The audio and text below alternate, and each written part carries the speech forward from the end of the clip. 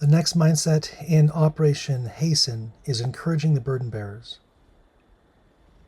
The first story that comes to mind is in Exodus 17, where we read how Moses was holding up his hands and that while his hands were up, the battle was being won. But when he put his hands down, the battle was lost. But his hands were heavy, it says. And so we find that Aaron and Hur, they took a stone, they put a chair underneath him, and he sat there, and then they were on each side of him and holding up his hands. And his hands were steady until the going down of the sun. This story shows the importance of supporting the burden bearers. Right? Moses was chosen by God to lead the people and intercede on their behalf, but even Moses grew weary. It was Aaron and Hur who provided the strength and encouragement needed for the victory to be secured. And so we too are called to be like Aaron and Hur, lifting up the hands of the burden bearers around us. Story of Nehemiah comes to mind next. This highlights here how half of the servants were building the wall and the other half held the shields, also the spears and the bows. But I think it's important to point out the shields. So half of them were doing the work and the others were shielding those doing the work. So oftentimes we don't even appreciate so much the idea of how the burden bearers need to be shielded by the attacks, by the bows coming in on them. We read, "They which build the wall, and they that bear the burdens, every one with his hands wrought in the work."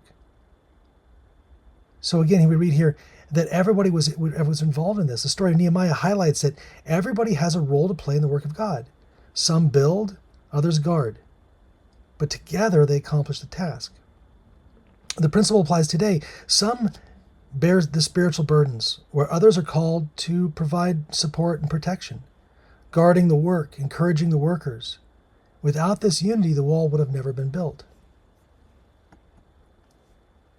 Ellen White has many quotes on this. One that's very powerful says, "Many have borne so few burdens in their hearts. They have known so little real anguish. They have felt so little perplexity and distress on behalf of others, that they cannot understand the work of the true burden bearer."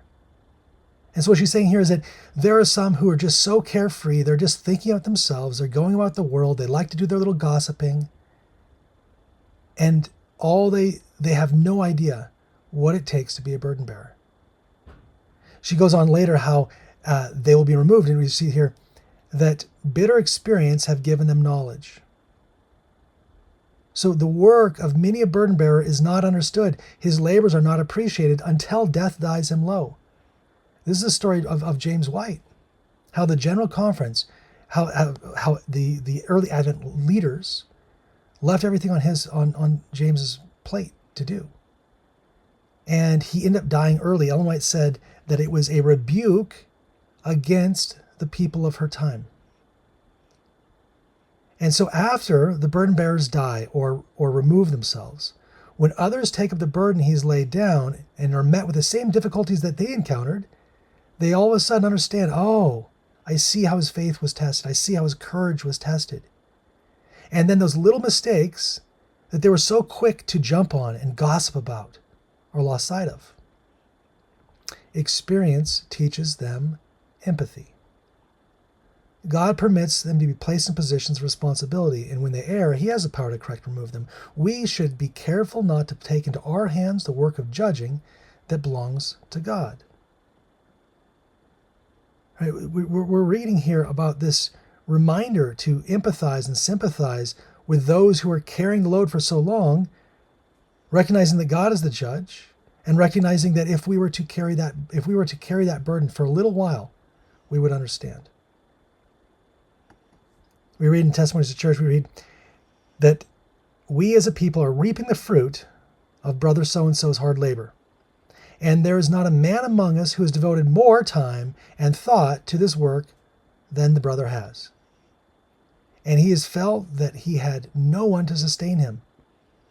And he has felt grateful for any encouragement. No one has been more active in the work than this brother. There are many who are working tirelessly, and there's no greater joy than to encourage those who are experiencing that.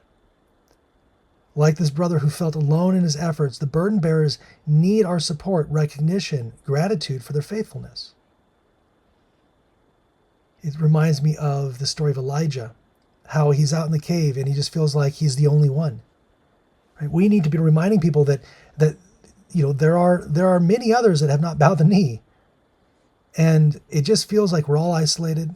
Those who are doing the work, the ministry work, are being attacked heavily because they put themselves out there.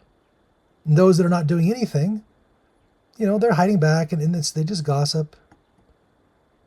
And Proverbs reminds us that whoever fosters love covers an offense. This verse reminds us that in fostering love, we are to uplift and encourage one another, especially in the face of trials, especially when we see how, the burden bearers, they're the ones that are going to get the most temptations thrown at them. And rather than praying for them and lifting them up, it's like, oh, let's gossip about them when they fail. The more we cover each other's burdens with love, the more we reflect the character of Christ. And I shared this little context here earlier about this idea of the adoption curve. I really believe this applies to ministry, right? We can apply this adoption curve model to our burden bearers, right? That's the innovators. They're the ones pushing the boundaries, while the others, let's say the early adopters, they're the one taking those new ideas and taking them to market. Those are also burden bearers. Then there's those in the early majority who are following the trends but not leading in charge, right? These are the ones that are kind of sitting on the wagon in the last example we showed, right? Then we have the late majority, and then finally the laggards, and those ones that are actively resisting the change. As burden bearers, we must identify where we fit and ensure that we aren't hindering the progress, or support the burden bearers that are, if we're early majority or late majority, ensure we're supporting the next group above us. When we think about, as a tree, if we were to look at this as a tree, right, the innovators are the ones who face the most resistance, but they're the ones that are essential for growth and progress. We need innovators to create the branches, to create the trunk even. Right? They're the ones that are organizing events. They're the ones that are developing, systems, and they're the ones that are always out there trying to lead and trying to push and trying to take action. Are we supporting the innovators, or are we pulling them down? And the innovators need to be paired up with the early adopters. Those are the ones that are taking the challenge that the innovators have paved, right? And laying those challenges out and taking them and spreading them out. They're the branches off of the core trunk. They help move the work forward by providing the support needed to turn ideas into action. Where do you see yourself in this process? Are you willing to be an early adopter? Are you willing to shoulder this responsibility? And then we have the early majority, right? These typically wait and see if something will succeed before joining.